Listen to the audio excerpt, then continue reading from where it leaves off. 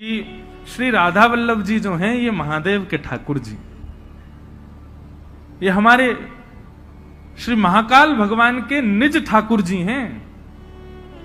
जैसे हमारे निज के गोपाल जी, मेरे निज के श्री गिरधर लाल जी, ऐसे ही श्वेत द्वीप में उमा पार्वती और महादेव दोनों मिलकर के अपने निज ठाकुर जी की सेवा करते हैं। वही है श्री राधा वल्लभ लाल जी जो वृंदावन में विराज रहे हैं। ये महादेव के ठाकुर जी। आत्मदेव नाम के ब्राह्मण ने तपस्या करके महादेव को प्रसन्न किया। महादेव ने प्रसन्न होकर के कहा, वरदान मांगो, क्या चाहिए ब्राह्मण देवता।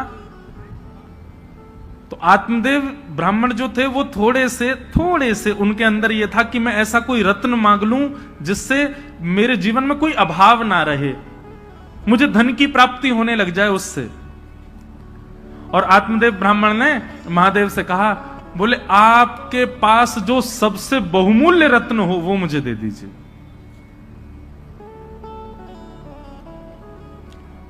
महादेव ने जैसे ही सुना नेत्र सजल हो गए, बोले तुम सब दुनिया मांग लो हमसे, लेकिन ऐसा मत कहो कि अपना बहुमूल्य रत्न दे दो, क्योंकि महादेव के बहुमूल्य रत्न तो श्री राधा वल्लभ जी हैं।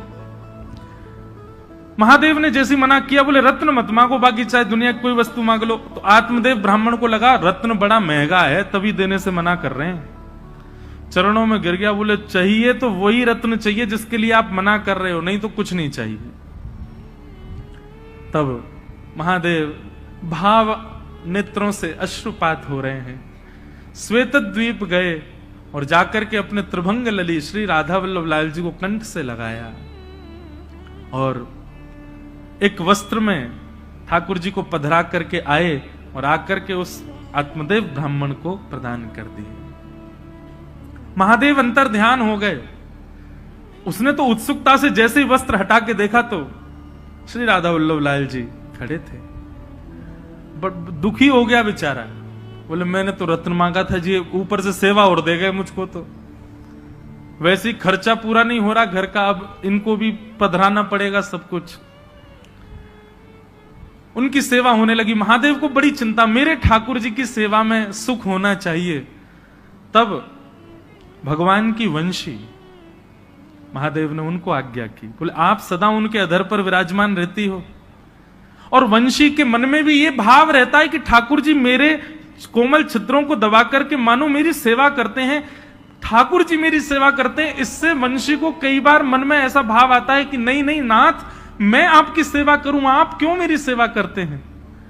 तो वंशी बड़ी कभी कभी व्याकुल रहती है कि मैं ठाकुर जी की सेवा करना चाहती हूं, पर ठाकुर जी देखो होठों की तकिया पे सुला करके अपनी कोमल उंगलियों से मेरे चरण दबाते हैं। मुझे कभी कभी बड़ा श्रम होता है इस भाव से।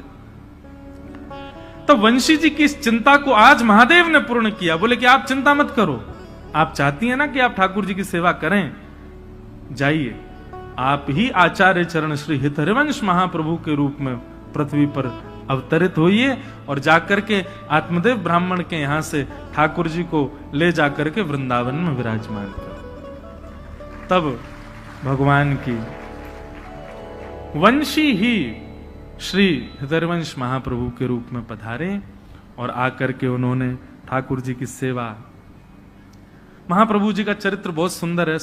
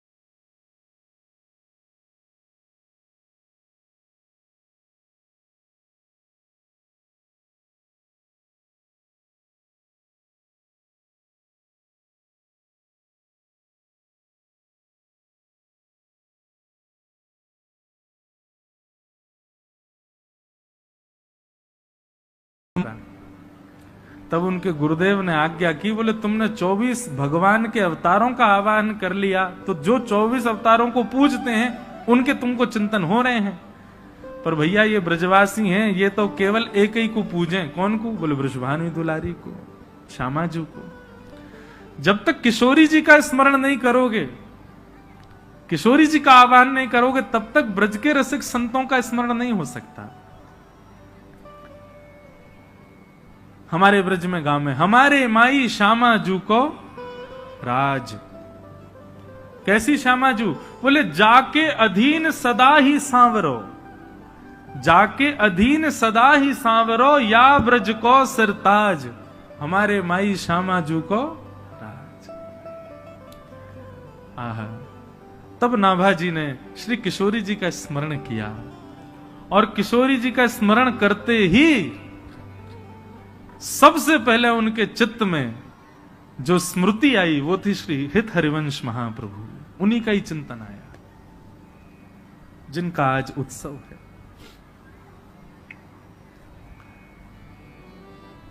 और श्री नाभाजी ने महाप्रभु जी का चरित्र वर्णन किया। थोड़े थोड़े भाव कुछ में कह करके महाप्रभु जी को हम प्रणाम कर लें। आचार्य चरण का जन्मोत्सव है। हमारे वृंदावन के पास में बाद गांव में उनका प्रादुर्भाव हुआ। बंधुओं, जन्म से ही बालक, एक बात बहुत ध्यान से सुन, सब लोग इधर देखो, बहुत सावधानी से सुनिएगा।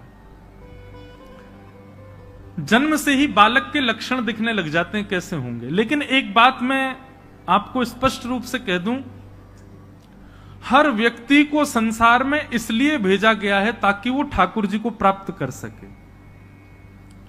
मुझे और आपको इस संसार में इसी भाव से ही भेजा गया कि हम अपने कर्मों से, हम अपने कर्तव्यों से, अपने व्यवहार स्वभाव आदि, हम सबको अधिकार है ठाकुर जी से मिलने का। पर धीरे धीरे धीरे धीरे हम संसार की माया में इतने फंस जाते हैं कि अपना मुख्य उद्देश्य भूल जाते हैं। सब पा लेते हैं, लेकिन जिनको पाने के लिए आए थे वही नहीं पा पाते। इसका प्रत्यक्ष प्रमाण है, आप छोटे से बालक को देखो। आप छोटे से बालक के सामने डीजे बजा दो बहुत जोर से, क्या होगा? रो जाएगा, उसके अंदर से रुदन शुरू हो जाएगा। आज के 20, 22, 23, 25 साल की उम्र के बालक जिन जिन गानों पर नृत्य करते हैं, जिन जिन गानों पर नाचते हैं, ऐसे गाने आप 1 वर्ष तक के बालक के सामने खूब तेज आवाज में बजा दो, क्या होगा? वो भयभीत हो जाएगा, डर के मारे रोने लग जाएगा।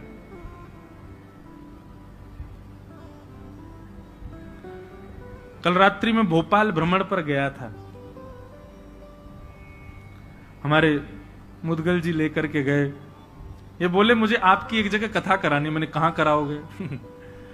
तो जो नया रेलवे स्टेशन है वहां हम रात को गए, करीब 10:30, 11 बजे। आहा, वहां पे सारे जो है आजाद परिंदे घूम रहे थे।